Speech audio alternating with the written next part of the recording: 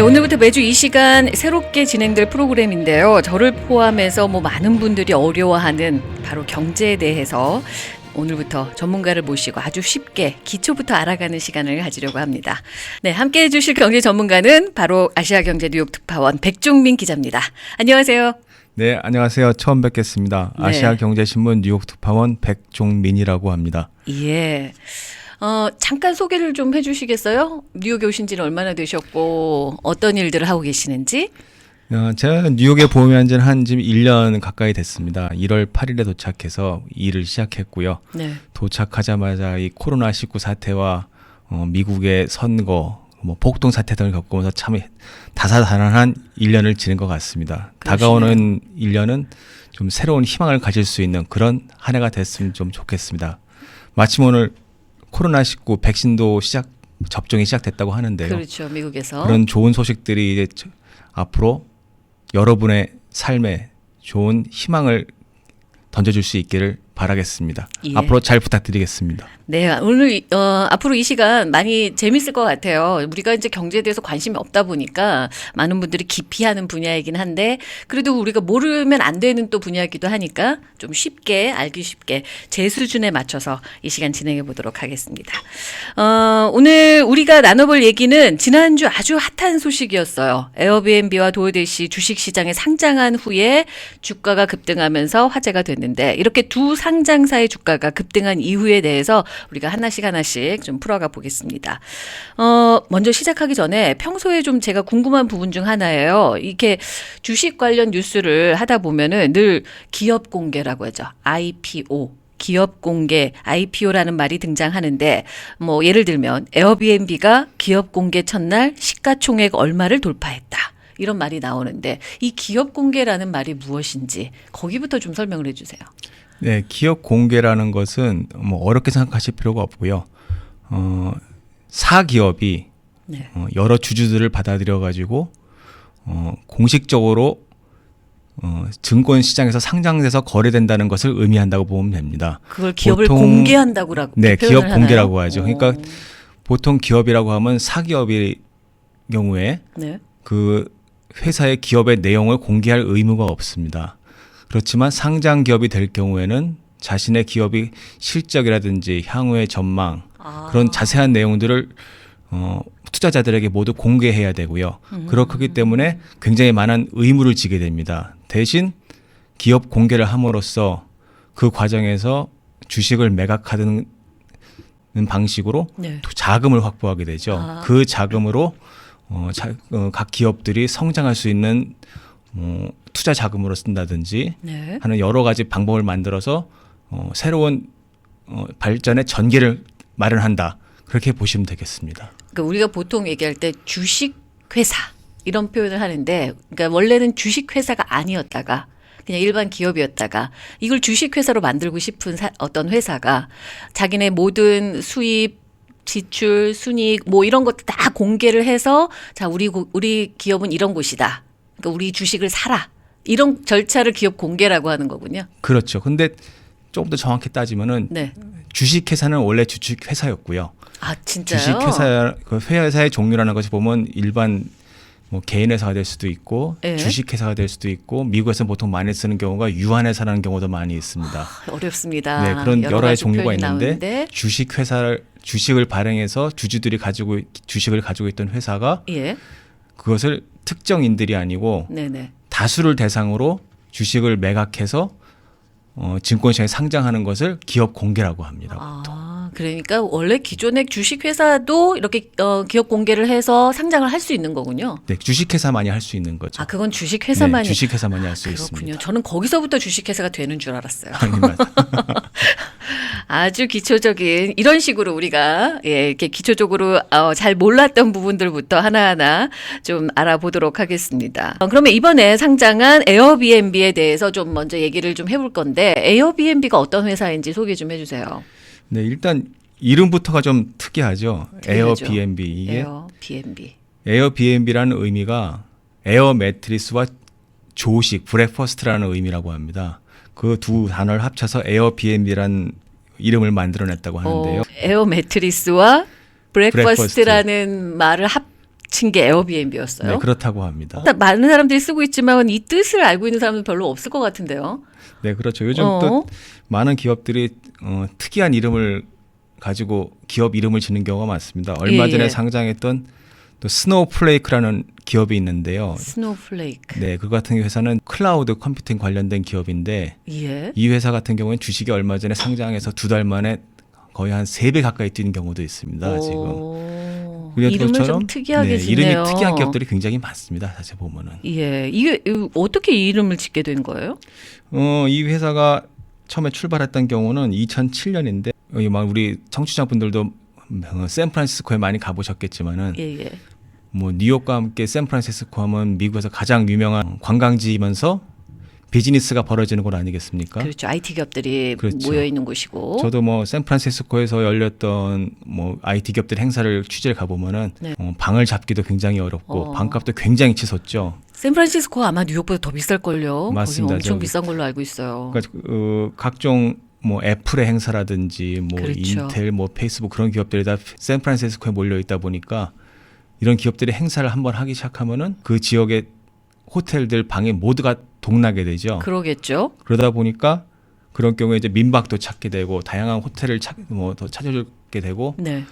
또 인근 지역으로까지 또 이동을 해서 숙소를 찾게 됩니다. 그렇죠. 그러면 그게 쉽지가 않죠. 맞아요. 정보를 찾기도 그렇죠. 어렵기 때문에 이 청년들이 3명의 창업가들이 자기 집에 에어매트를 깔고 조식을 제공하겠으니 나에게 숙박을 하면 될 것이다라고 그런 광고를 올리시면서 이제 시작이 된 겁니다. 그렇게 시작이 됐군요. 네. 자기네 집을 먼저 시작을 했군요. 그랬죠. 예. 그러니까 우리 집에 그래서 에어 매트리스와 브레이크퍼스트를 합쳐서 에어비앤비가 된 거군요. 맞습니다. 워낙 이 샌프란시스코 지역이 주거와 이런 숙박시설들이 이렇게 좀 뛰어나다고 볼 수는 없기 때문에 이런 조건을 가지고도 또 워낙 수요가 많다 보니까 네네. 사업이 성공적으로 시작을 하게 된 것이죠. 그랬군요. 그 필요에 맞춰서 아주 적절하게 잘했네요. 그 당시만 해도 아마 남의 집에 가서 잠을 잔다라는 인식들이 없었을 텐데 워낙 방구하기가 어려우니까 오케이 그렇게라도 뭐 싼 가격에 우리가 할 수 있으면 잠이라도 자자 이런 사람들이 많이 있었겠네요. 그렇죠. 그러면서 이제 사업이 시작된 겁니다. 그렇게 해서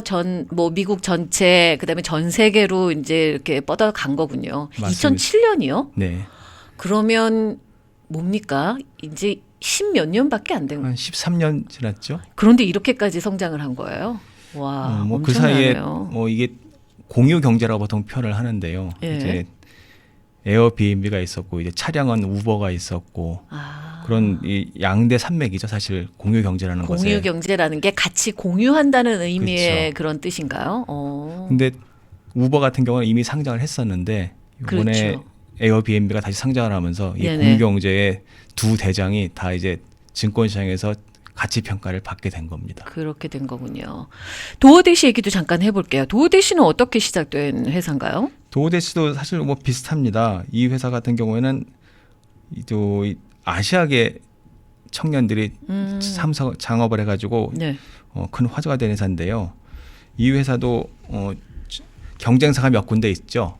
그렇죠. 뭐 미국에서 그룹 허버도 있을 것이고 지금 우버 이츠도 있고 한데 그렇죠. 도어대시가 가장 시장 점유율이 지금 높습니다. 그래요?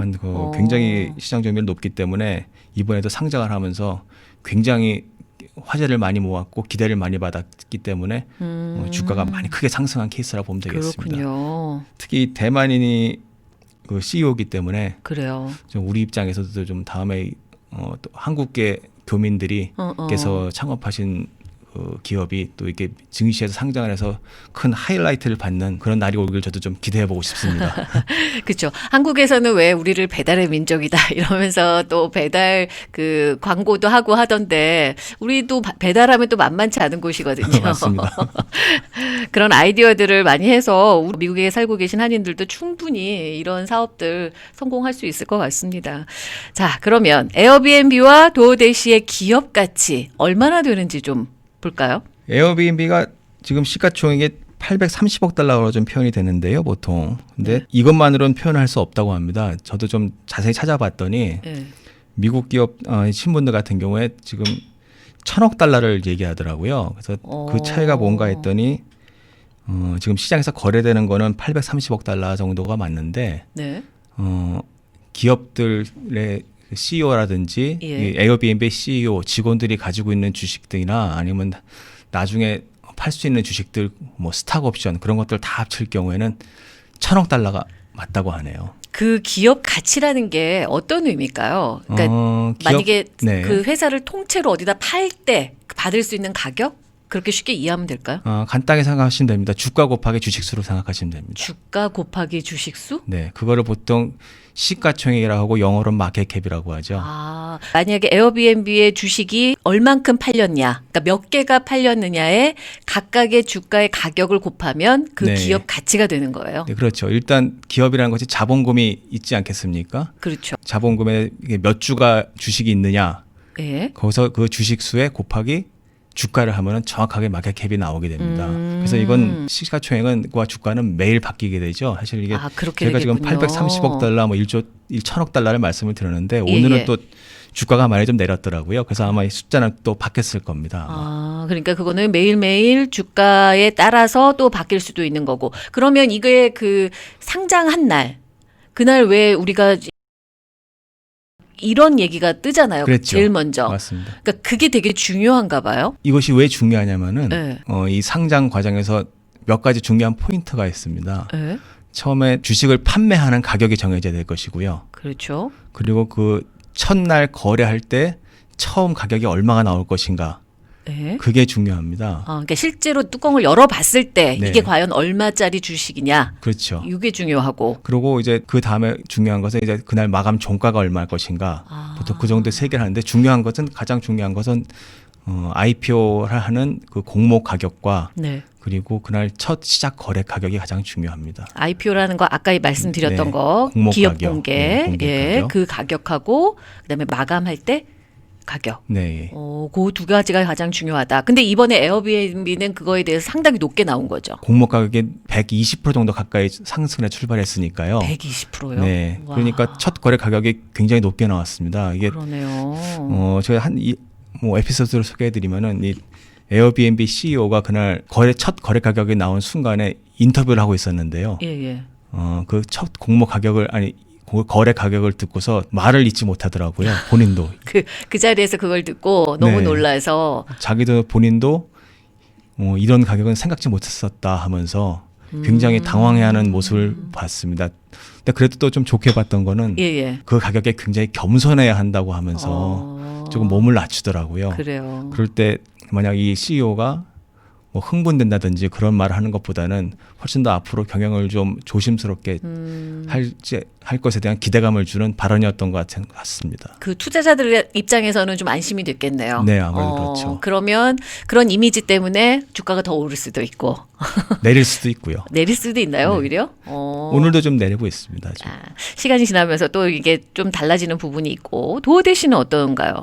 도어대시도 기업가치. 오늘 좀 값이 좀 빠지고 있더라고요. 그래요? 도어대시도 지금 첫날 굉장히 많이 올랐는데요. 두 회사들의 제가 한번 기업 가치를 한번 다른 기업들과 한번 비교를 해드리겠습니다. 예. 에어비앤비 같은 경우에 한국으로 따지면은 사실 SK 하이닉스랑 비슷한 급인데요. 아 진짜요? SK 하이닉스가 뭐 한국에서는 지금 시가총액 2위급인데 와. 그런 거 거의 비슷한 수준입니다. 지금. 그렇게 말씀해 주시니까 확 와닿네요. 네, 그리고 오. 에어비앤비가 미국에서 가장 유명한 7개 호텔 체인을 모두 합한 것보다 시가총액이 많다고 합니다. 아 진짜요? 호텔보다도. 대표적인 어차피 비교할 수 있는 대상이 호텔이니까요. 그렇죠. 메리어트, 뭐 하얏트, 힐튼 이런 기업을 다 합친 것보다도 지금 시가총액이 더 높은 거고. 많은 상황입니다. 그리고 또 비슷한 케이스로는 호텔 예약 사이트 부킹스닷컴이라고 있죠. 예. 부킹스닷컴보다도 좀 높게 나왔습니다. 에어비앤비가 굉장히 큰 저력이 거죠. 있네요. 엄청나고 그런 상황이고 도어대시는 어떻습니까? 도어대시 같은 경우에 비교를 해드릴 수 있는 가장 좋은 케이스가 염 브랜드라고 좀 표현을 드릴 수 있을 것 같습니다. 염 브랜드요?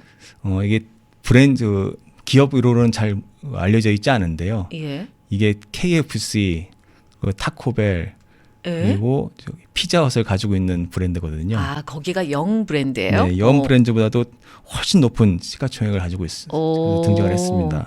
그러니까 배달하는 음식들보다도 이 배달하는 업체가 훨씬 더 높다는 얘기네요. 네, 제가 어제 그래서 레스토랑 브랜드를 한번 다 찾아봤었는데요. 예. 사실상 도어대시보다 확실하게 높은 가치를 받고 있는 절대적인 기업은 맥도날드 정도 외에 사실 다른 기업들이 많이 빠지더라고요. 그래서 이제 도어대시보다 그렇구나. 많은 시가총액을 받을 수 있는 기업들이 특히 레스토랑 기업들은 쉽지 않을 것 쉽지 같습니다. 않고 네. 맥도날드 정도나 가능할까? 네. 나머지들은 음식 기업들에 비해서는 도어대시가 훨씬 높다라는 네, 맞습니다. 말씀이시네요. 알겠습니다. 자, 여기서 궁금한 거. 에어비앤비가 우리가 그렇게 알고 있거든요. 이 코로나 사태가 터지면서 누가 여행을 해요. 그러니까 에어비앤비 망한다. 이런 얘기들이 나왔었단 말이에요. 그런데 이렇게 갑자기 기업 공개를 하고 시가총액이 말씀하셨던 것처럼 SK 기업보다 더 높게 나왔다는 건데 왜 이유가 뭘까요? 이게 벤처업계라든지 IT 업계에서도 대부분 다 상당히 좀 걱정을 많이 했었는데요. 특히 예. 투자은행들도 이런 에어비앤비가 상장할 수 있을까 걱정을 많이 했는데 그렇죠. 실제로 우려할 만한 상황이 있었습니다. 직원들도 한 3분의 1 정도 감원했다는 감원을 얘기를 했고요. 있어요. 예. 그리고 4월인가에는 20억 달러를 긴급하게 자금을 조달을 했습니다. 운영 자금이 부족하다고 해서요. 적자가 났다는 네, 얘기네요. 근데 그때 조달 금리를 보니까 뭐 한 10% 정도. 금리가요? 지금 우리가 사용할 수 있는 금리에 비하면은 뭐 너무너무 높은 거죠. 엄청 높은 거죠. 10%라고 한다면 이거 뭐 보면 고리대금이라고 볼 수 있을 것 같은데요. 그러니까 주변에서 굉장히 어려운가 보다. 그렇죠. 그 정도의 금리를 내고서라도 조달을 하는 걸 보면 그렇죠.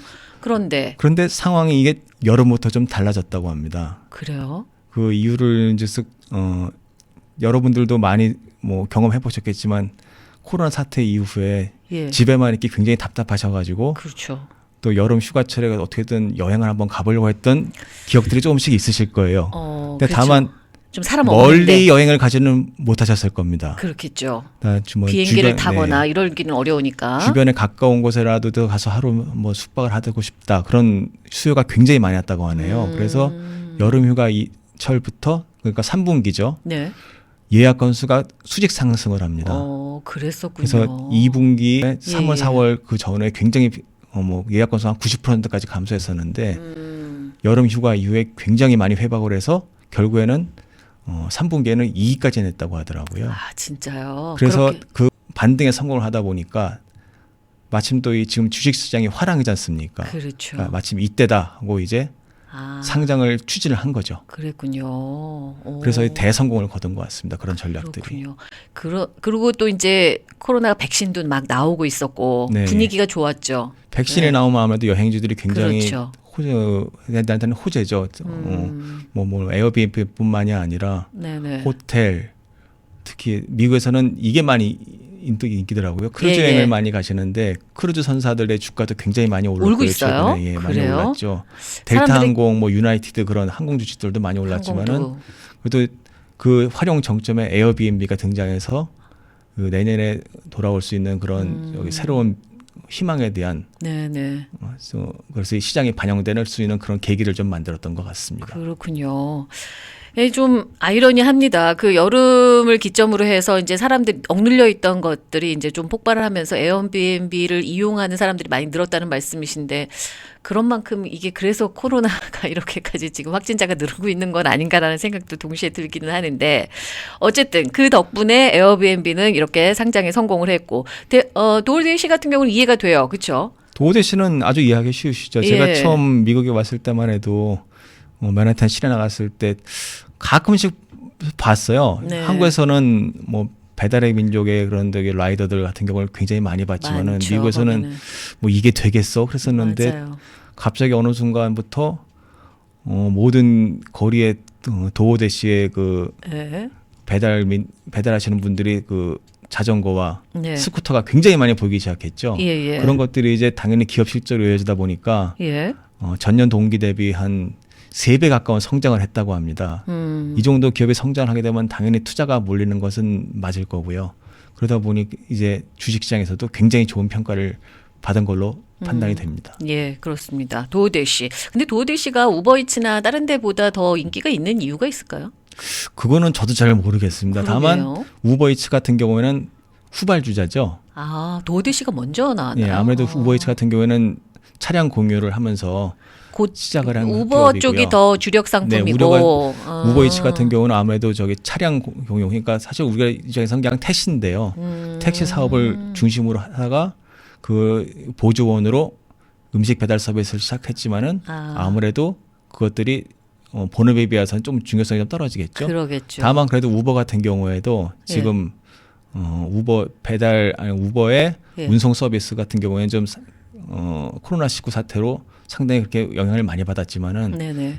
여기서도 음식 배달 서비스는 굉장히 사업이 잘 되고 그렇죠. 있다고 합니다. 그러니까 우버이츠의 수익이 더 높다는 거잖아요. 아무래도 지금 그렇게 될 수밖에 우버보다도. 없죠, 지금. 그러면 뭐 코로나가 이제 뭐 끝나가더라도 제가 생각해도 우버도 어느 정도 우버이츠 쪽으로 더 좀 치우치지 않을까라는 생각도 들고요. 요즘 분위기에서 봤을 때는 음식 배달 서비스가 더 낫죠. 곧 이렇게 죽을 것 같지는 않습니다. 아무래도 맞아요. 뭐 오늘부터 뉴욕에서도 지금 식당 내 식사가 금지됐지만 맞습니다. 많은 여러분들이 또 시켜 보니까 배달 음식을 시켜 보니까 나쁘지 또 않아요. 편하다. 말하시는 맞아요. 경우들이 많더라고요. 저도 미국에 와서 이번에 처음으로 한번 배달시켜 봤는데 괜찮더라고요. 예. 그런 것들이 이제 소비자 경험이라고 하는데 소비자 예. 경험이라는 것들이 한번 이제 경험이 쌓이기 시작하면은 상황이 다시 바뀌더라도 그냥 했던 관행을 가는 경우가 생길 수가 있겠죠. 그러다 그렇죠. 보면 아무래도 과거 지금 코로나 사태만큼의 실적 증가가 이루어지지 않더라도 예. 꾸준한 실적을 계속 이어질 수 있을 것이라는 판단을 하는 분들이 많은 것 같습니다. 예. 마치 아마존 거래를 해보지 않으시던 분들이 그렇죠. 최근에 아마존으로 거래를 하시면서 아마존의 그 거래량도 늘고 주가도 늘었거든요. 그런 케이스가 음식 배달 서비스에도 똑같이 적용되지 않을까 생각이 듭니다. 맞아요. 한번 경험을 해보면 또 그쪽으로 또 계속 가서 가는 경향이 있고 또 그런 소비자의 취향을 잘 저격을 하면은 또 성공하는 기업들이 있는 것 같습니다. 그런 부분을 노려야지 맞아요. 성공을 할 수 있겠죠. 우리는 이렇게 이론적으로는 잘 아는데 그렇게 하시는 분들도 따로 계시는 것 같기도 하고 아까 그 상장할 때는 굉장히 지금 최고의 가격을 쳤다고 하는데 조금씩 빠지고 있다라고 하셨잖아요. 오늘은 좀 빠지고 있더라고요. 예. 앞으로 어떻게 될 거라고 보세요? 신규 상장한 주식이라든지 네. 기존 뭐 주식에 거래되고 있던 기업이라든지 모두 주가라는 게 영원할 수는 없을 것 같습니다. 네. 마침 첫날 거래될 때도 일부 투자은행들은 이런 말씀하신 분도 있었어요. 나도 지금 에어비앤비의 팬이지만 오늘은 주식을 사지 않는다. 너무 비싸다라고 하신 분들이 좀 있습니다. 아, 그렇군요. 기업 가치라는 것은 곧 기업의 미래 수익을 반영한다는 얘기지만은 최근에 주식시장의 상황은 좀 기업 가치보다 좀 고평가된 것이 아니냐 표현들이 좀 있습니다. 그렇군요. 그리고 꼭 신규 상장 기업이라고 모두 다 주가가 오르는 건 아니거든요. 그렇죠. 과거의 경우만 해도 우리가 지금 마냥 즐겨 쓰는 페이스북 같은 경우에 상장한 첫날부터 주가가 폭락해서 큰 혼란을 겪은 경우도 있었습니다. 페이스북은 폭락을 예. 했었군요. 페이스북이 주식이 굉장히 많이 빠졌었어요. 지금 그때 주식을 하셨으면은 지금은 올랐고요. 굉장한 수익을 얻으셨을 텐데 또 그때 주식을 사는 것도 쉽지가 않습니다. 그래서 그렇군요. 주식을 산다는 거는 냉철한 판단력과 그 근거에 그 향후의 기업의 전망에 대한 그런 분석을 함께 엮어서 네네. 투자를 하시는 것이 가장 정할 것 같습니다. 그렇군요. 그러니까 처음에 이제 기업 공개했을 때 시가총액이 뭐 엄청나게 올랐다고 해서 이게 끝까지 가라는 법도 없고 뭐 더 좋아지라는 법도 있겠죠. 물론 그렇다면. 맞습니다. 예.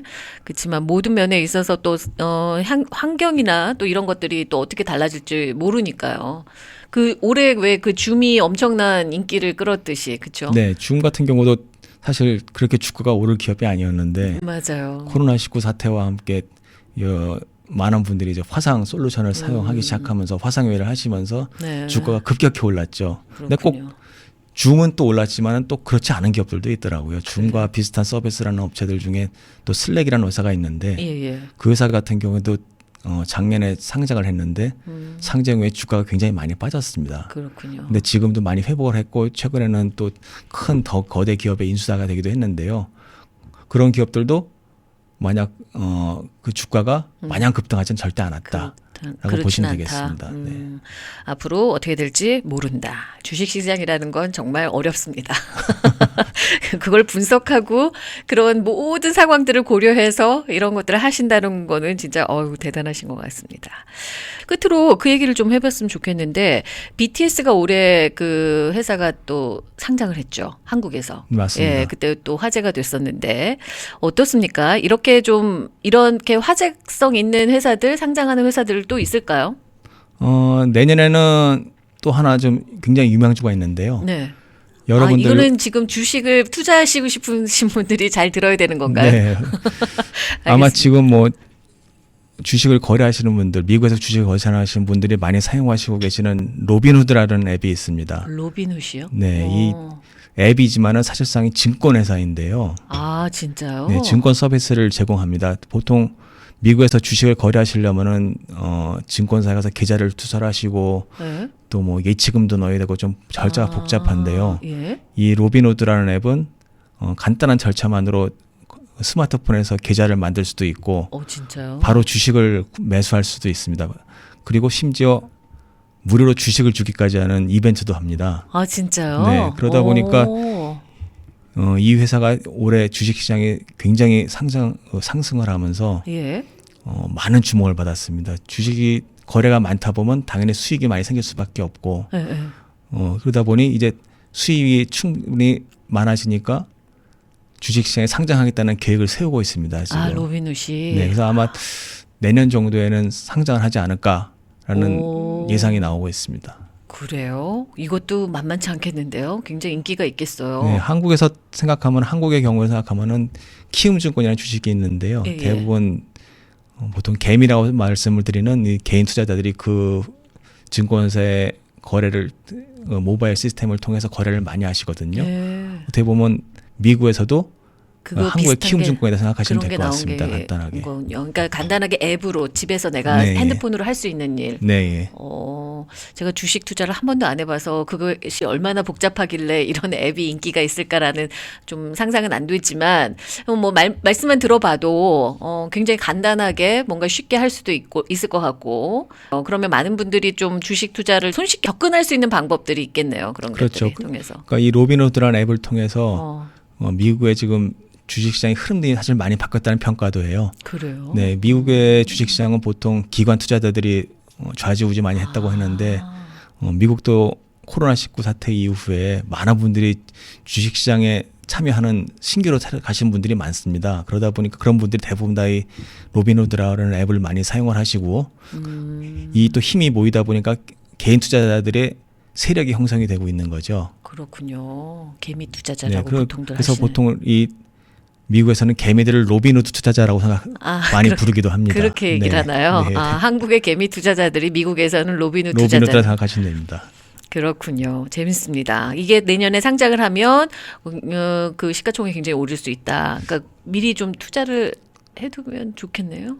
이건 뭐 지금은 장애 주식이기 때문에 예. 매수가 보통 어렵고 어렵고요. 일단은 상장이 되면 상장될 때 딱 노리고 있다가. 참여를 해보시는 것도 방법일 수 있고 상장된 이후에 네, 주가의 흐름을 봐가면서 해도 되고 그때 주식을 사셔도 될 것 같습니다. 매주 이렇게 팁을 하나씩 주시나요? 어딜 투자하면 좀 가능성이 있다 이런 거 굉장히 인기가 높아질 것 같은데 저희 프로그램이 그러면 주식의 정답은 없더라고요. 그건 맞습니다. 그런 네. 것 같습니다. 만약에 그게 그 정답이 있다면 진짜 많은 분들이 부자가 되셨겠죠. 맞습니다. 알겠습니다. 오늘 처음으로 진행해봤습니다. 매주 이 시간 이렇게 백종민 기자님하고 같이 만나서 저희가 이제 경제에 대해서 조금 알기 쉽게 또 그때 또 이슈들이 있거든요. 우리가 듣기는 했는데 뉴스에서 잠깐 들었는데 무슨 소리인지 잘 모르겠다. 이런 경제 뉴스들 좀 알기 쉽게 풀어나가도록 하겠습니다. 오늘 말씀 여기까지 들을게요. 네, 감사합니다. 네, 지금까지 아시아경제 뉴욕 특파원 백종민 기자였습니다.